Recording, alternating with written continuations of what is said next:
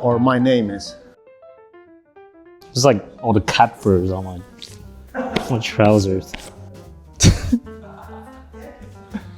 Hi， 我是 Luke， 我在 Tern 产品开发部门。Hello, my name is Joakim Uimonen. I'm design director of Tern Bicycles. Hi, my name is Eric, and I'm the product development director at Tern Bicycles. My name is Josh, and I am the team captain at Tern. And here we have an awesomeness. Okay, well, GSD, obviously Tern came from a kind of folding bike background. Back in 2016-17 when e-bikes became the thing. How does it pair with the things that we do well? Actually, one of our team members ran off to the factory, had a sample made, came back, and we were all a little bit surprised. We're like, hey, what's this? And he's like, well, it's an e-bike. I had it made at the factory. Try it, it rides pretty well. And we all rode it, and we were all like, wow, that's pretty good. Basically, GSD was a marriage between compact bikes and electric drive. So we had the Vectron in 2017. We were thinking, what do we do next? We had done a non-electric cargo carrying bike that was called the Cargo Node. It was a good bike, but it had weaknesses. The main weakness I discovered when both of our kids were young at the time, and they wanted to go look for water Pokemon. Dad, can you go down to the river? And it'll be so good. We can like cruise along the river and look for water Pokemon. It'll be so, we'll do it so fast. And I loaded the kids up on the back of the Cargo Node. But immediately, my discovery was, oh man, this is not very fun. It's a lot of work, lack of frame stiffness, cargo carrying ability, somewhat limited because you have a folding frame hinge, lack of additional boost. So all of those things were things that went into, okay, if we're gonna do a bike that can carry stuff, what do we need to improve on? In the end of the day, we were like, could we make a bike where we are actually ticking all the boxes? It could be carrying, I'm a 100 kilo guy, so could the 100 kilo guy carry a 100 kilo passenger? Could it have a strong enough frame for that? Could it have 2 batteries? Could it have strong enough brakes to hold the bike with such loads and still be able to be so small that it fits on Uwe's car? Well, actually, the original prototype would only fit 1 kid or 1 passenger. That was the direction we had been going, and we had two points of feedback that I remember and stick out in my head. Number one is our son. Right, our son was 7 years old at the time. And so he actually had spent a lot of time riding on the back of our Vectron. And I remember I brought the prototype GSD and I was super excited and just like, this is our new bike. This is so cool. And I remember I dropped him off at badminton practice and he was like, why is it so great, Dad, compared to the other one? And I was like, well, you can sit on the back. And he was like, well, I can sit on the back of the other one also. And then he said, does this one fold? No. So I remember, his kind of quizzical look. It's like, well, this one seems worse than the other one because I can do the same things, which is sit on the back, except this one doesn't fold. And so I remember thinking, well, kind of makes sense. And another member of our actually graphics team was like, every bike on the planet fits a kid on the back. Every city bike on the planet, you can put a rack and a child seat and it fits 1 kid. And I was like, well, this rack is longer. He was like, well, there is no such thing as 1.5 kids. You either fit 1 kid or you fit 2 kids. And so that made a lot of sense to all of us listening. And so we're like, okay, well, let's switch this up and let's make it fit 2 kids. So that's why 2 kids. This is the 3rd generation. I mean, over the years, we've learned a lot. We've received a lot of feedbacks from the field, from consumers. We actually cooked up quite a few improvements, I would say. It is now stronger. Look at the front triangle, for example. I mean, that down tube is there for further increase the rigidity of the bike. The frame is really, really stiff. That's something that a lot of other bicycles have issues with, is you have flex in the frame. And so when you have flex, it means that when the passengers move When you go around a curve, you can really feel that frame flexing, and it makes the bike feel unstable in terms of handling. And the last thing you want when you're riding in traffic with your kids is to have the stability of the bike thrown off by frame flex. And we spent quite a lot of time on different riding geometries, improving the riding geometries so that, especially when the bike is fully loaded, you have a front cargo, you have a rear cargo, how does the bike handle on those situations? So over there we had debates of what is perfect for you and what is perfect for me and what is perfect for the rest of the team. And so one group decided they want a bike as stable as it can, but then there's other group, I guess I was belonging to the other group, and we want to keep that kind of agility of a compact small wheel bike. But eventually I think we will arrive at a pretty good balance, making the bike relatively agile still, but this generation of the GSD I think is quite a bit more stable, especially when it's loaded with cargo. So testing is super important with a cargo bike. When we started with the GSD, it was really tricky because there were no official test standards for bikes that were carrying more than 120 kilograms of weight. And so with the GSD G1, first generation, we basically had to invent our own standards. We worked with a testing company and we developed our own standards. We did it with a company called EFBE, Prüftechnik in Germany, super experienced at this. And so we developed some really good tests that gave us a lot of confidence because you can't afford to have 1 in 10,000 or 1 in 1,000 or 1 in 100 forks fail, right? If you're coming down a steep hill in San Francisco, your kids are on the back, you're in traffic, that's something that just can't happen. Your failure rate should be 0. So now with GSD Gen 3, Germany has the DIN 79010 standard.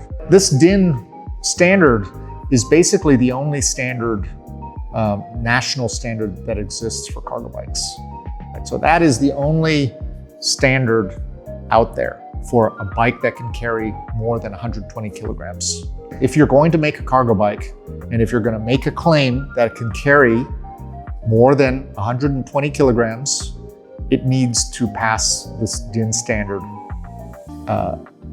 as a minimum.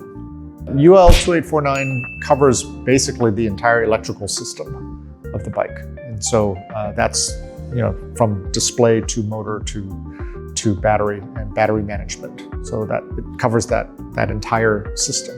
So it's a great, if you're buying an e-bike today, you should make sure that your bicycle meets the UL 2849 standard.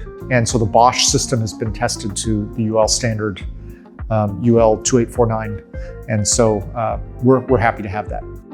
BES3, Bosch BES3, the Bosch Smart System, it has some great features. ABS is a fantastic safety feature, especially if you ride in areas where the roads can be slippery, right? So if it rains or there's snow or ice, ABS helps you keep traction, right? So if somebody opens the door suddenly, a car door in front of you, and you need to do an emergency braking maneuver, with ABS, you still can steer, right? And you won't lock up your front tire.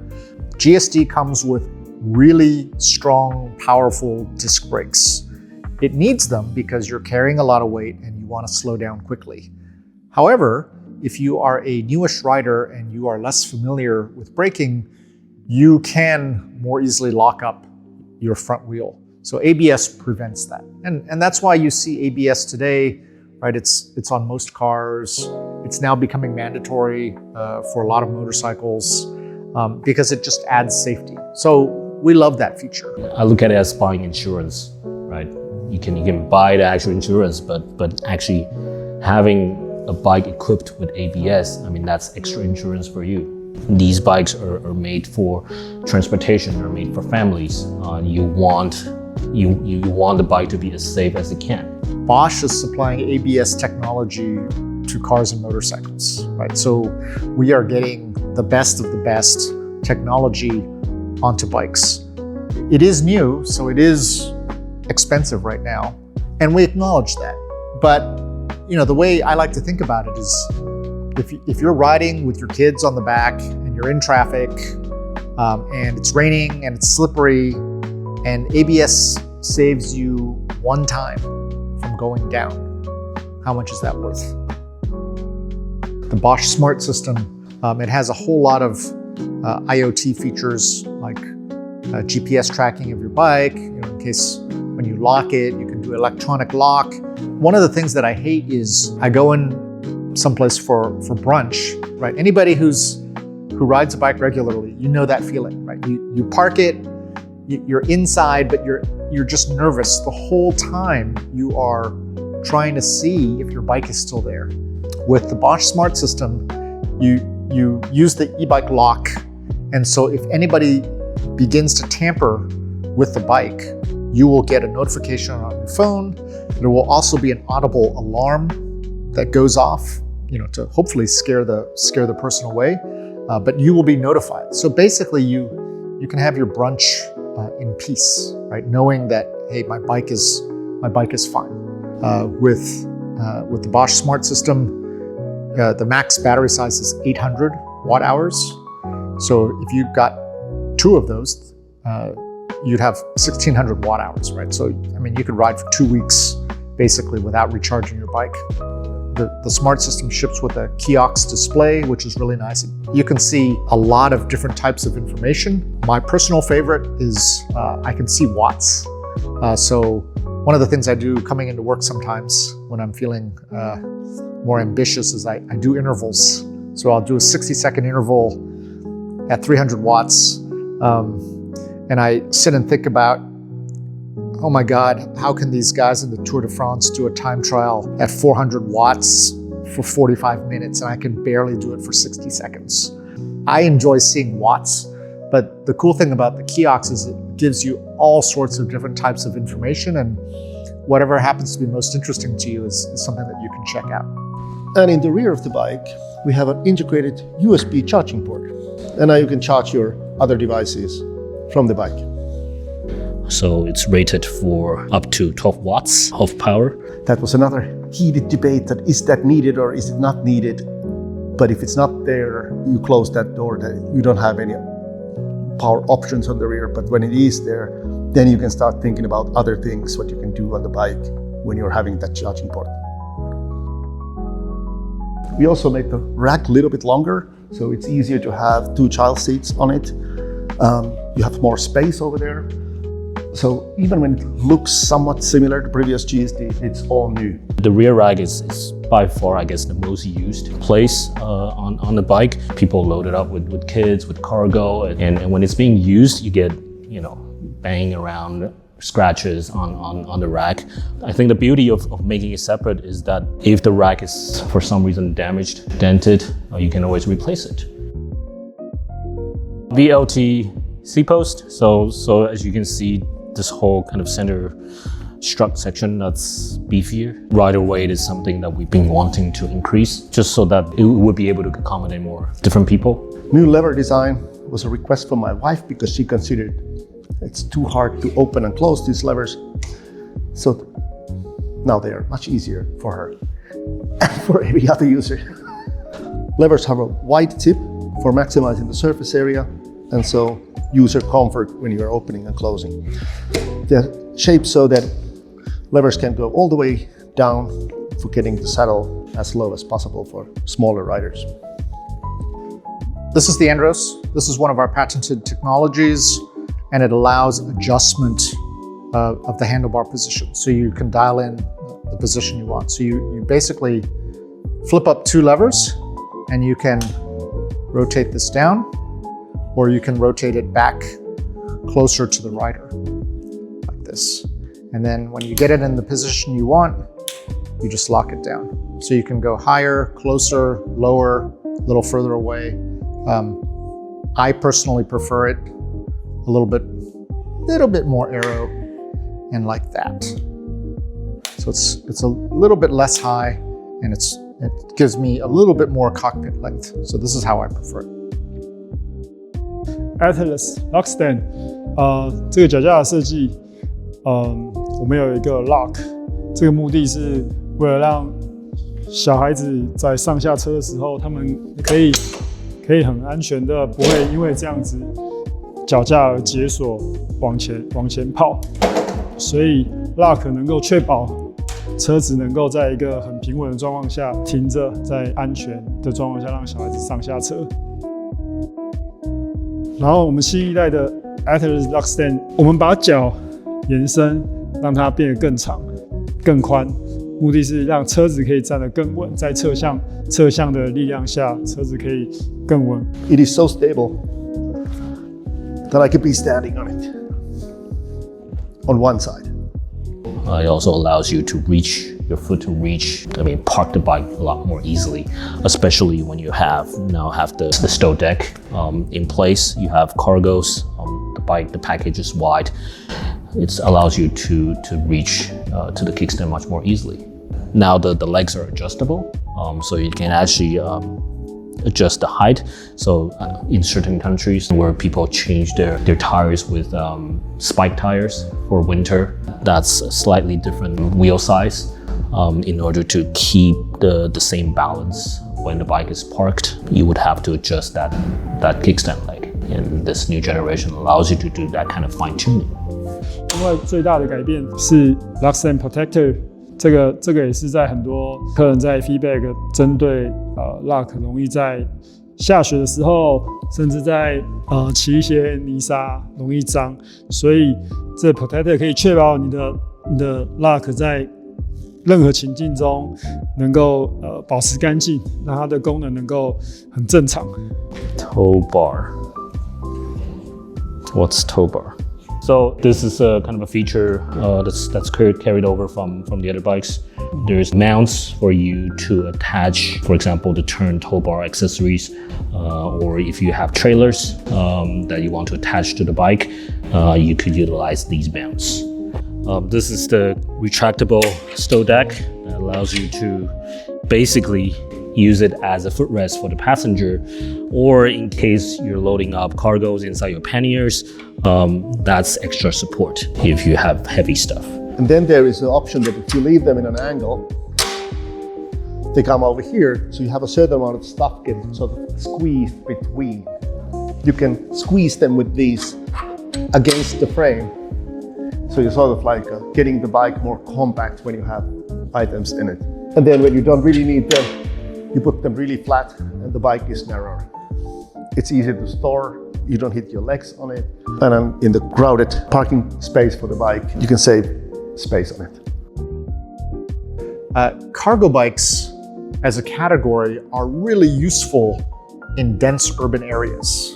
So you have this kind of conflict that you live in a dense urban space, you would love to use a cargo bike, it would be really useful. However, those places are precisely where it's hard to park and store a cargo bike. For us, making a cargo bike that was easy to store and transport was a high priority. And of course, folding and portability, that was one of our core competencies, right? And our thinking on it was actually, well, but by making it easy to store, couldn't we potentially expand the market? Because these people who could use a cargo bike and can't use it now because they don't have a garage or a parking space, they could actually put a GSD, park it in the corner of their apartment. And I think our use of the bike, our own personal use, as well as other team members, was like, we think this easy storage, right? The vertical parking, the vertical rolling into an elevator, and the flat fold will actually allow more people in these dense urban cities to use a cargo bike. So this vertical standing and vertical pushing is one of my favorite features on a GSD because it allows you to take the bike in the places where you normally cannot take a bike. You can take it through an elevator on the small apartment. You don't have to leave it to the street to get stolen. And these were the vertical standing studs. So we have a support over here against the ground, and then these ends allow the bike to be standing vertically. Pretty easy to do. You basically grab the rear brake and you just walk backwards. And now you're behind the bike, right? And so from this position, this is how I get it into an elevator. I just push it in. I can just walk, roll, rotate, get it into, you know, if I want it into against the wall, I can easily put it up against the wall and it's parked. And then if I want to flat fold it, I just do this.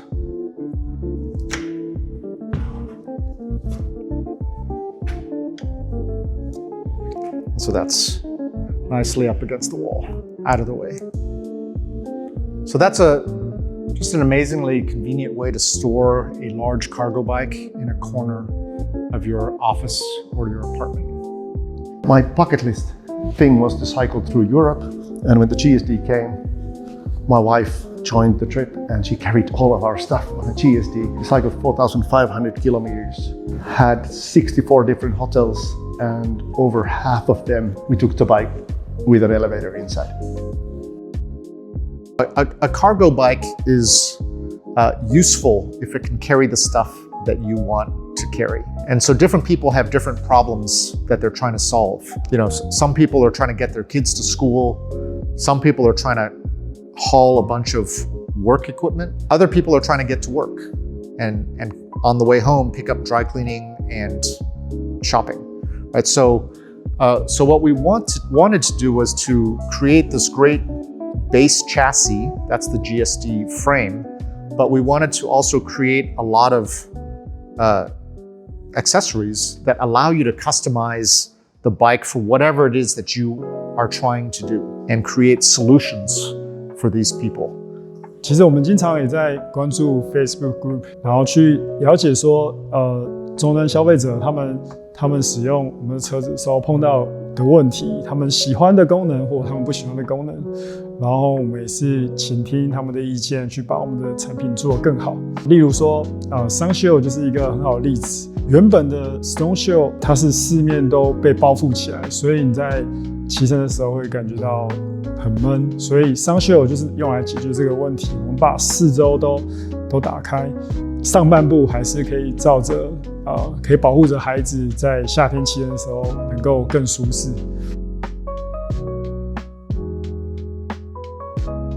好 ，Rain Shield， 主要用途是在骑乘中碰到下雨的时候，你可以很快的从你的 pannier 把 Rain Shield 拿出来，罩在 Sun Shield 上面，然后简单的只有几个压扣，把你的 Rain Shield 跟 Sun Shield 连接在一起，